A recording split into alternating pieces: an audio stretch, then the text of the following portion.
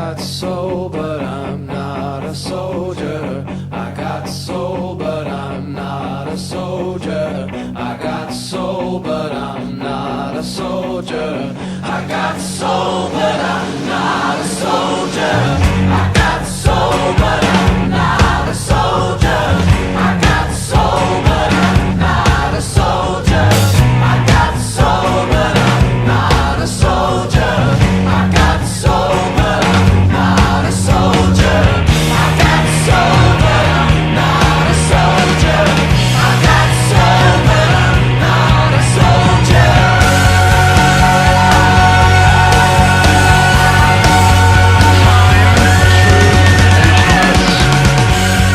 Yeah, you know you gotta help me out.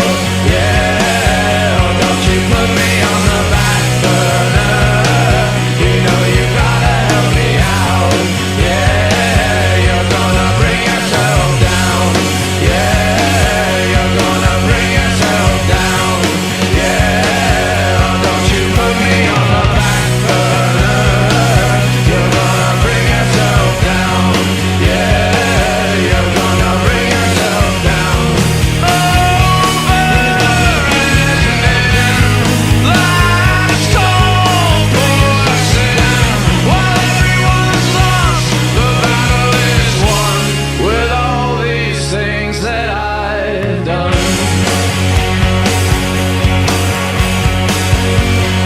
all these things that I've done. And hearts. If you can hold on, if you can hold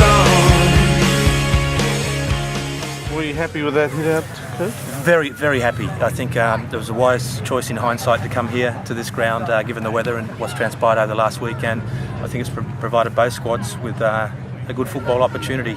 Importantly, the selection process is coming to the final stages, so for me it's been another good chance to have a look at the players, a number of rotations through different positions and playing formats, combinations, so it's been invaluable tonight's session. Yeah. So I'll take it Aaron Kearns is out because of injury.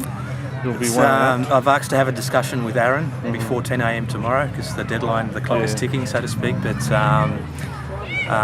the way that Aaron came off tonight, and he's had ongoing problems with his groin area, and I think we have maybe a tough decision around that one. We saw Todd Hinkson also come off with an injury. How's he looking? Yeah, he picked up a bit of a cork yesterday in the Northern Premier League match, so it's not fully healed, but he was able to give us a third of football tonight, and I think that won't be a long recovery process. So have you got the 16 in your head, have you? Yeah, I've been working towards that, of course, so I'm very close to it, but I need to sleep on that, and after the game finishes now to spend a few hours thinking through that this evening. There has to be one goalkeeper cut. Obviously Fergie's been on the sideline. What's the news on him? Is he going to be featuring at all? Yeah, I've had a good chat with Matt the last couple of days, and Matt believes that he will be available for the match. It's obviously been difficult to view him in the last couple of weeks. I've seen him in previous weeks, but he believes that he would be or could be available for the match. So what I need to finalise is what strategy we'll take to the game with the goalkeeper or goalkeepers, and how we're going to manage that. So a few things to consider there. Kurt, how much of the selection process is prior knowledge from other coaches or other games that you have seen and tonight's game? What sort of percentage are you weighting the performances on tonight? I think it's a combination of all of those pieces. As you're aware, since we announced the game that we were heading towards, we have worked through a rigorous process in addition to the games that I was able to attend throughout the season. And as much as that's not a core part of my job, I have seen quite a bit of football, and as I've got to know the players who were nominated and then came into the initial trials and have seen them on the park, then naturally you can work through selecting your core group of players, and as we'll announce tomorrow, the 16 that'll come into the game. Two of the players in the selection window played for NTC. DeSmith and Stevens, I thought they were both fantastic. They played fairly strong games for the NTC. Yeah, I agree. Are they still in the mix? Absolutely.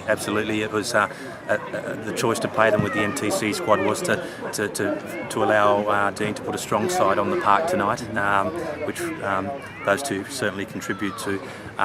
and in the same moment be able to view the players in this level of football against the state squad. So they're very much in the mix. Yeah. Was there any concern, I guess, to play the devil's advocate, that they might have a bit of an advantage playing in a team that they're used to playing with, as opposed to the guys that have been thrown together sort of throughout the squad process? Was there a concern there at all, Kurt, or was it just a case of trying to get as much game time into as many guys tonight as possible? Yeah, that's correct. No, it wasn't a concern. Obviously, the NTC players are involved in pretty much a full-time program, training 4 or 5 times a week plus a match. So it's natural that they have worked and progressed their playing system and understand each other as players. But my view is that the players being considered for our senior state team need to be able to play against that level of football, and will be expected to compete at a higher level when we play Melbourne Victory. So I guess that's one of the benefits of tonight's game. You've been keeping an eye on Melbourne Victory in their pre-season progress. Obviously 1-0 against Bentley Greens, that was a pretty good result for Bentley, really. Yeah, I did. I've had a chance to watch that video, or the YouTube video, a couple of times, and I will watch it more between now and the match, and obviously take in other moments that we can capture or access from in regard to Melbourne Victory. But as it happens, myself and during my A licence, we actually studied Brisbane Roar last year and did a football analysis on how Brisbane Roar played. So, to my understanding, Ange is probably going to bring a similar philosophy to the Victory unit, which allows us to have a little bit more foresight into how they might play. But again, this is pre-season for Ange and Victory, and they'll be working through different combinations and different, trialling different players or rotating different players into different roles, etc. So they have some similar challenges, maybe not the same that we have, but in terms of their preparation for the season as well. Thanks very much, Kurt. Thanks, Kurt.